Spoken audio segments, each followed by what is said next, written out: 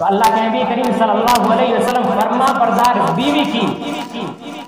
کی فضیلت بیان کرتے ہوئے اللہ کے نبی کریم صلی اللہ علیہ وسلم نے ارشاد فرمایا اذا صلت المرأة خمسها وصامت شهرها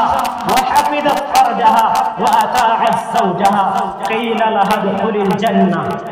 من اي ابواب الجنة شئت، کہ جو عورت پانچوں وقت کی نمازیں پڑھے وصامت شهرها اور رمضان المبارک کے روزے رکھے وحفظت فرجها اور اپنی عزت کی حفاظت کرے واطاعت زوجها اور اپنی خاوند کی اطاعت کرے۔ قیل لها ادخل الجنہ، قیل لها کہ اس سے کہا جائے گا ادخل الجنہ من ای ابواب الجنۃ شئت، کہ تم جنت میں داخل ہو جاؤ، جنت میں جس دروازے سے چاہو داخل ہو سکتی ہو۔ اس بیوی کے لیے ہے جو اس دنیا میں اپنے